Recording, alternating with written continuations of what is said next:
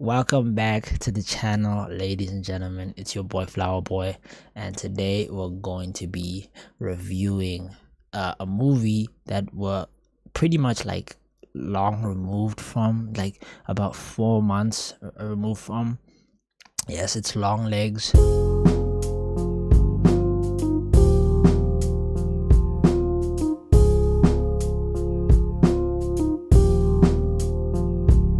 Yeah, I hope that you like the video. Hope that you leave your comments down below, and please also subscribe as well to the channel. That would mean a lot. Yeah, let's get straight into it. So the movie starts off, I think it was a little girl inside a house, you know what I'm saying. It was snowing. The atmosphere was like totally like, right, there was an eeriness to the atmosphere, right? It was snowing. House was white as hell, so you know what I'm saying, everything was just, the cinematography was just white. But before that, obviously there was a car that pulled up to the side of the road, right, to this crib, right, to this very white house. The car just stops, and some gentleman is just chilling there. So this girl, right, the best thing that she could do, the most sensible thing that she could do, is call an adult or something, or like not engage. She chooses to engage. She leaves the house and stares at that car, and there seems to be a very dark figure, bro, just sitting there. Now, if that was not the creepiest thing that I've ever seen, bro, then I don't know what is, bro. So obviously she's walking towards this car and staring at it, and then she hears a sound, bro, in the backyard. And it's like, this girl is insanely brave, bro, because she actually goes and checks it out, bro. After that, she goes to her backyard and shit, right?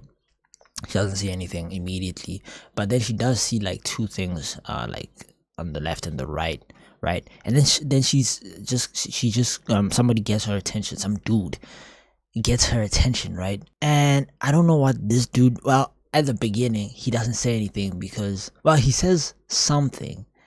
I forgot what he does say, right?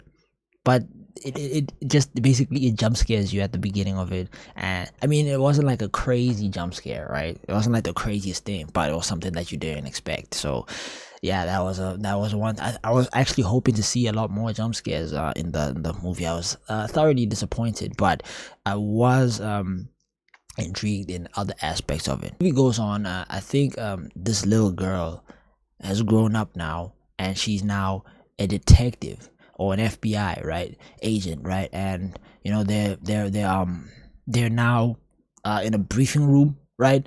And they're talking about some serial killer. Now, obviously the serial killer is the dude that the guy that jump scared us.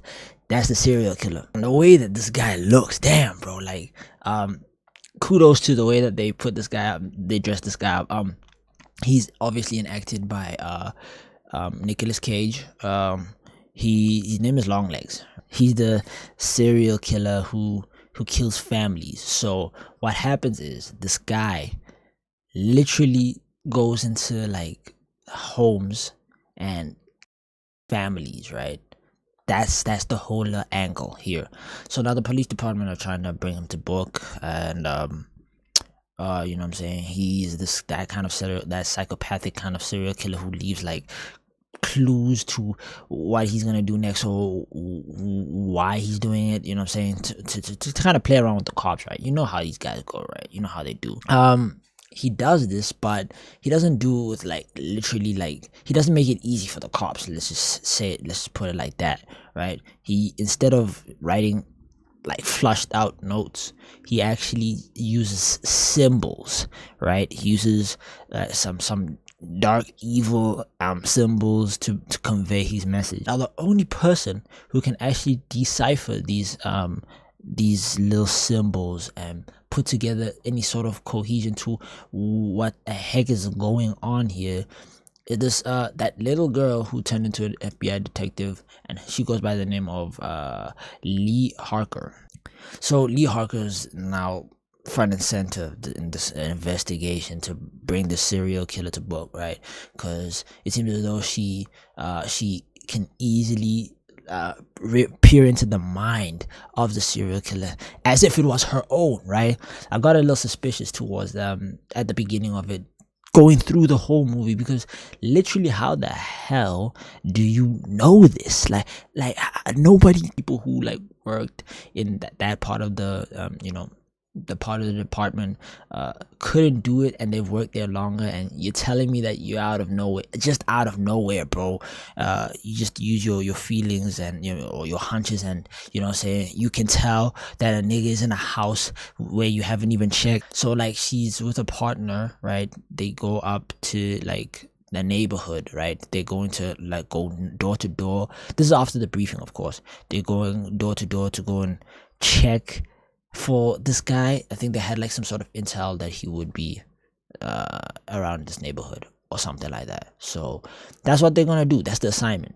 The Lee Harker, I'm just gonna call her Lee. She gets out of the car, bro. She looks at this specific house, like right there. She looks it dead in the eye, and the partner pulls up. He's talking a bunch of crap and shit, and she just tells him, bro, this nigga's in this house, bro. Obviously, him being skeptical is like, how would you know, bro? Like, how would you know? They go and check, and they are not met with a friendly greeting, of course. After that incident, she's on the case. The sergeant there, I think his name is Carter. He's like, nah, bro. There's just no way. How? He's interested at this point. He wants to understand, how do you know all of this stuff, right? He puts on the case. You know what I'm saying? Day and night, she's out here working, trying to decipher all of these little encrypted little stuffs. You know what I'm saying? He even invites her to the crib. You know what I'm saying? To meet the wife and the little daughter. You know what I'm saying?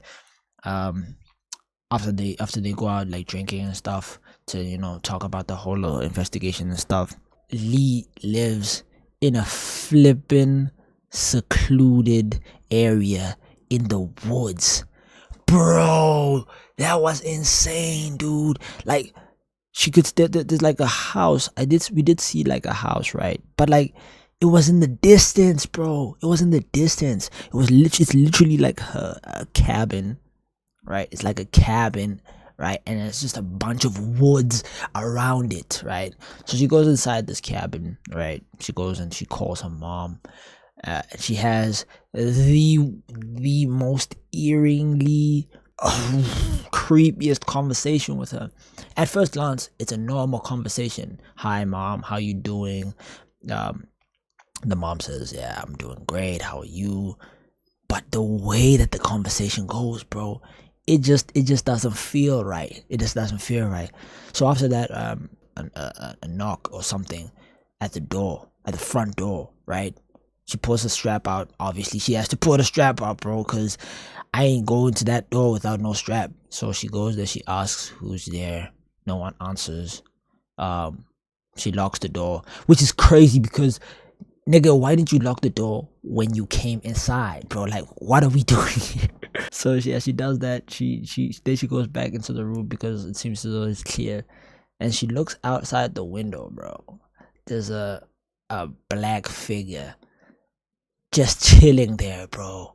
Like, literally just standing there. You know what I'm saying? But that's not even the craziest part, bro. The craziest part is that this lady, she goes through the back door, and she actually goes to try and confront big man, bro. Like, she literally gets out of the house where she's probably a little bit more safer than she would be if she was outside, right? She goes outside, right? She goes outside, and she tries to confront dude. She literally tries to confront him. And obviously he just disappears and stuff. But then he peers off into the in the room that she was through the window. Bro, that was really creepy, bro. What do you do in this situation? I mean, obviously you don't engage, right? I mean, even if you have strap, bro. Dude, I just could never, bro. They find out that this guy, his name is Cobble. I think he's his second. this guy is basically a satanic cult worshiper, right? Somehow he's Lee's mom is also involved in this, but he just he's some sort of devil worshiper who like creates dolls. He doesn't even do the killings himself. He creates these dolls, right? He has them over to Lee's mom, who then goes into these people's houses and puts that doll there, and this doll compels the father of the crib to murder everyone, like the mom, the daughter. It was a really confusing watch, at the beginning, because you don't really understand what's going on except for all of this evil like stuff that it kind of makes pretty clear. The guy, the long legs, right? He himself after he gets caught, you know what I'm saying? Obviously the most important element towards the end of it is that if you find out Lee's mom is very central to the whole case, to the whole murder case. Stuff kind of unravels itself, even though the movie ends up in a very ambiguous fashion where it's up to interpretation. The atmosphere of the entire movie, in terms of it being it being scary, it definitely is scary. It has a lot of suspenseful moments. The plot twist is also very good and subtle, in that Longlegs isn't at the forefront of all of these killings, bro. You literally don't see Longlegs that much as well. Kudos to Nicolas Cage. They made that character. He's such a wild card, you know what I mean? He's such a wild card. He's an enjoyable character to watch, you know what I'm saying? You could say the same for Lee as well. She's a very ominous figure that you kind of have to keep your eyes on for the entirety of the movie, otherwise you'll just miss something, right? She's very ominous. I was suspicious of her from the beginning, bro. Like, nah, bro, there's just no way you know all of this shit, bro, for real. But yeah, at the end of it, she's also a really well written character as well. She seems as though she's a little bit autistic, a little bit, bro. The way that she communicates as well, she seems a little bit, off the, like, she's very different to everybody else, is one thing that I'll say. But yeah, bro, pretty decently written character as well. I like the detective as well. The detective asks the right questions. It's unfortunate that he died at the end of it at the hands of Lee, but that's how it goes, I guess. Yeah, but and that's pretty much it for my review on Longlegs. I thoroughly enjoyed the experience. I think it was a nice movie. The fact that it grips your attention throughout, right, and it compels you to keep watching and don't take your eyes off of it, that's really good. And the way that it was also put together in an artistic format, you know what I'm saying, the parts, the different parts, I don't remember what they were named and all of that, but it was in 3 different parts, you know what I'm saying. It was a really different film. And yeah, but don't forget to subscribe, don't forget to like, don't forget to comment down below. Did I miss anything in this review? Let me know, bruh. Let me know. Longlegs.